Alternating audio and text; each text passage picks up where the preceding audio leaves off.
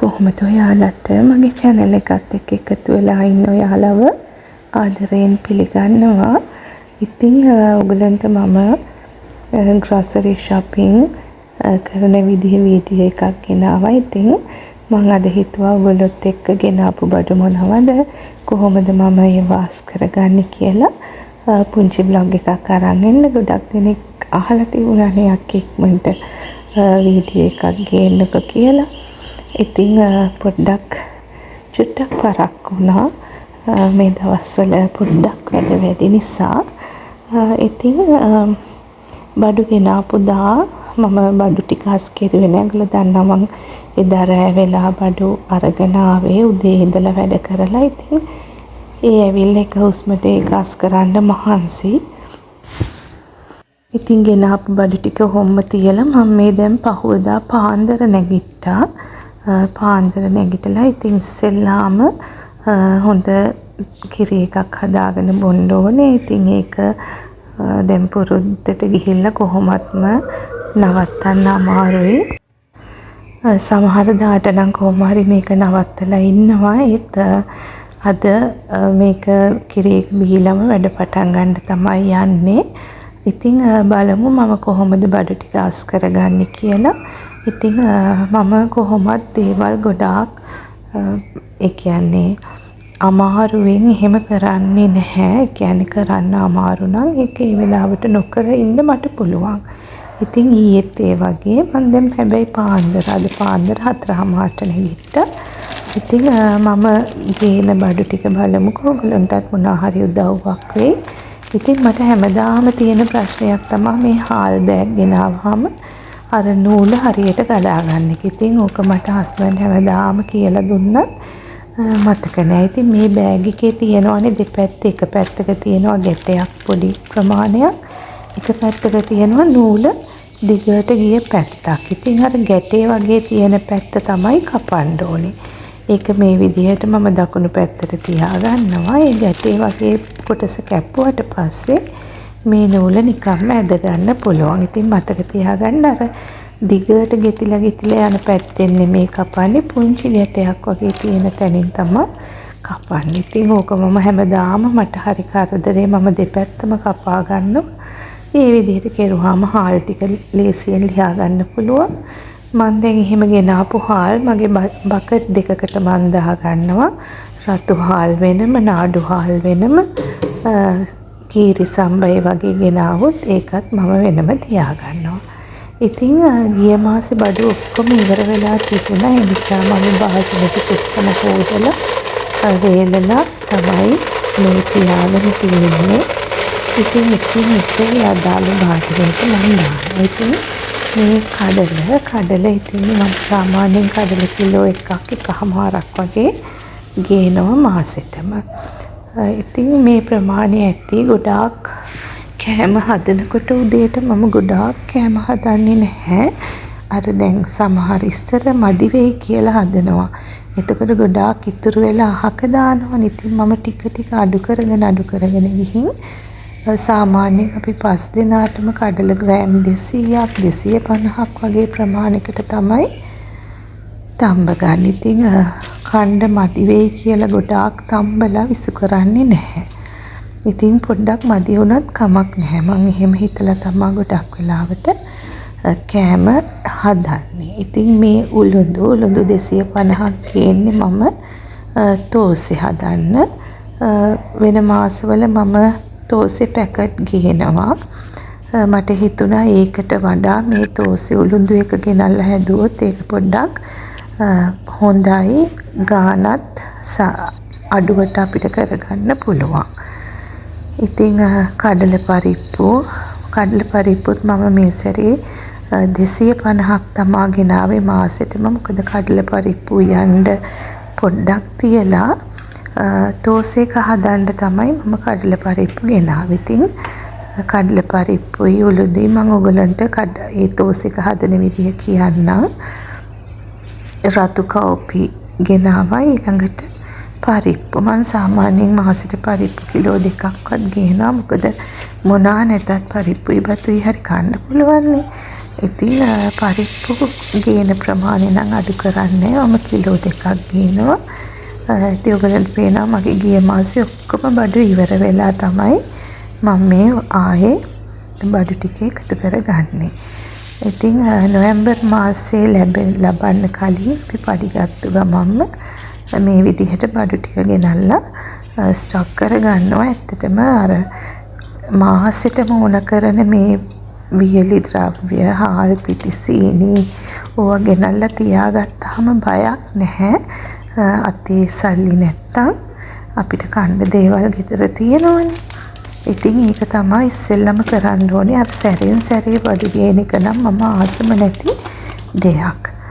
ඉතින් රුලම් packet 2ක් 500 packet 2ක් ගත්තා. ඒ වගේම ආප්ප පිටි පැකට් එකක් ගත්තා. මම ඔයගොල්ලන්ට මං කියලා තියෙනවා මං ආප්ප හදනකොට රුලන් දාලා හදාගන්නේ. ඉතින් පාන් පිටි මම කිලෝ 2ක් ගෙනාවා. ඉතින් ඇත්තටම පාන් පිටි කන්න හොඳ නැහැ තමයි. ඉතින් මේක දැන් මාස 2කටමනේ මොනවා හරි හදිස්සි බන් එකක් හදන්න ඕන වුණොත් එග් රොටි ඒ වගේ ඒවා හදන්න ඒවනේ ඉතින් කන්නත් කැමති. ඉතින් පාන් පිටි ගේනවා. ඒ වගේම ආට පිටිත් මං අරගෙන එනවා. මේක මම දැන් උරේම තිබ්බොත් ගන්න ගියාම කරදරයි. ඒ නිසා එහෙම බකට් එකට දාගන්නවා. ඉන්දියාප්ප පිටි ඉස්සර ගේනවා පැකට් 2ක්. දැන් ගේන්නේ 1යි ගේන්නේ. ආට පිටි පැකට් 1යි. ඔයගලන්ට මං කියලා තියෙනවා මං ඉදියාප්ප තම්බද්දිත් මගේ ගාව ඉදියාප්ප තට්ටු 10ක් තියෙනවා. ඉතින් එක්කෙනෙක්ට ඉදියාප්ප 10ක් එන විදිහට මං 5 පාරක් තමයි තම්බ ගන්නේ. ඉස්සර නම් ඉදියාප්ප පැකට් එකම හදනවා ඇති වෙන්න කන්න කියලා. ඉතින් මම ඒක ටික අඩු කරලා මොකද කනවට වඩා ඉතුරු වෙනවා ෆ්‍රිජ් එකට දානවා විසු කරනවා. ඉතින් එහෙම වෙන්න ඕනේ නැහැනේ. ටික අඩු කරලා මම දැන් අපේ ගෙදර අය කන ප්‍රමාණය හරියට බලාගෙන ඒ ප්‍රමාණයට හදන්න. ඉතින් ඉදියාප්ප පිටි පැකට් එකක් මට මාසෙට හොඳටම ඇති. ඉතින් මේ තියෙන්නේ කැකුළු හාල්, රතු කැකුළු, සුදු කැකුළු කිලෝ 2ක් කියනවා. ඉරිදට මම සාමාන්‍යයෙන් කිරිබත් හදන්නේ. ඉතින් ඒක මාරු කර රතු කිරිබත්, මුං කිරිබත්, සුදු කිරිබත් ඔය විදිහට මාරු කර හදනවා. කැඳවලට ඕන වුණොත් ගන්නවා. ඉතින් කිලෝ 2 මට හොඳටම ඇති. ඕන වෙයි කියලා වැඩිපුර ගේන්නෙත් නැහැ. එතකොට මාසෙට මම වියදම් කරන ප්‍රමාණයක් තියෙනවනේ. පපඩම් ලූස් අරගන්නේ. ඉතින් ඒක ගෙනල්ලා මෙහෙම කපලම තියාගත්තාම වැඩි වෙලාවට හරිම ලේසියි. නැත්තම් සමහර වෙලාවට මේ පපඩම් කපන්න වෙලා නැහැ කියලා බදින්න නැතුව ඉන්නවනේ උදේට එහෙම වැඩට යන්න කලින්. ඉතින් මෙහෙම කපලා තියාගත්තාම හුලං වදින්න නැති භාජනයකට දාලා වැඩ ගොඩාක් ලේසි වෙනවා. ඉතින් එහෙම කරගන්නවා. ඉතින් පපඩනුත් මම මාසෙට සාමාන්‍යයෙන් ග්‍රෑම් 250ක් තමා ගේන්නේ. ඒක මම මාසෙ පුරා ඒ ප්‍රමාණෙම විතරයි. ආයෙ වැඩිපුර මේ පපඩම් ඉවර වුණා කියලා ආයෙ පපඩම් ගේන්නේ නැහැ. මේක මම බැලන්ස් කරගෙන යනවා. ඉතින් අර මාසෙට ගේන බඩු ඒ මාසෙම පාවිච්චි කරන්න පුළුවන් විදිහට තමයි අපි පුරුදු වෙන්න ඕනේ. ඒ අතර මාසෙ වියදමට තියෙන මුදලින් කීයක් හරි ඉතුරු කරගන්න එක ගැනත් මම ඔයගලන්ට කලින් වීඩියෝ එකේ කියලා තියෙනවා නේද? ඉතින් මම කැමතියි ඔයගොල්ලෝ මගෙන් බලන්න ආස මොන වගේ වීඩියෝද කියලා ඔයගොල්ලන්ගේ අදහස් මට එනවනම් මට පුළුවන් ඒ ගැන පොඩි වීඩියෝ කරන්න. ඉතින් ඔයගොල්ලන්ගේ කමෙන්ට්ස් ගොඩාක් වටිනවා. ඉතින් මට මේ වීඩියෝ එකත් බලලා ඔයගොල්ලන්ගේ කමෙන්ට්ස් දෙයි කියලා මම හිතනවා. ඉතින් මේ විදිහට තමයි ඉතින් ගෙනාවු බඩු ටික අස් කරගන්නේ. ගන්න පහසු වෙන විදිහට අවශ්‍ය තැන්වලට මම බඩු ටික සමහර ඒවා කබඩ් වලට දානවා, සමහර ඒවා ලාච්චු වලට දාලා අස් කරගන්නවා ගන්න අවශ්‍ය විදිහට. ඉතින් සාමාන්‍යයෙන් ඔය ලාච්චු වලට වගේ දානවා නම් ඒවා ඔක්කොම ආයේ හොඳට පිහලා ඒ විදිහට තමයි අස් කරගන්න ඕනේ. මේ තියෙන්නේ මම පොඩ්ඩක් වියදම වැඩි වුණත් අරන් එන දෙයක් තමයි නට්ස් වර්ග. ඉතින් ගිය මාසේ ගෙන ආපු සන්ෆ්ලවර් සීඩ් එකයි පම්කින් වට්ටක්ක සීඩ් එකයි ඉතුරු වෙලා තිබුණා. ඒ දෙක මම වෙනම බෝතලයකට දාගන්නවා. දාලා අනිත් ටික ඇත්තටම මම මේ ටික නම් පොඩ්ඩක් වැඩි කාටවත් පේන්නේ නැති තැනක තමයි තියන්නේ කජු. ඊළඟට මම ආමන්ඩ් ගෙනාවා.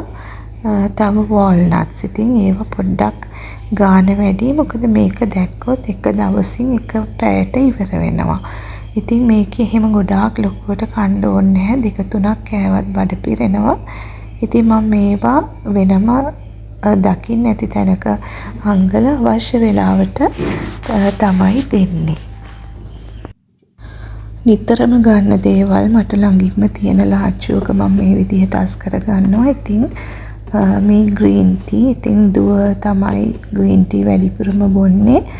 ඉතින් එයා බොන නිසා දැන් මමත් ටිකක් පුරුදු වෙලා තියෙනවා. ඉතින් හස්බන්ඩ් නම් ඇත්තටම බයිනවා මෙච්චර මේ ග්‍රීන් ටී ගන්න මොකටද එහෙම කියලා. ඒත් ඉතින් ඒක හොඳයිනේ. මේ නිකන් නෝමල් ටී වලට මම මේ සැරේ ටී බෑග්ස් ගෙනාවා. මොකද ඇත්තටම මේ තේ කොළ කොයි එක ගත්තත් ඒක රස නැහැ. ඒ නිසා මේ විදිහට තේ කොළ ගත්තා. අනිත් එක මම කහ කෑලි ගේන්නේ.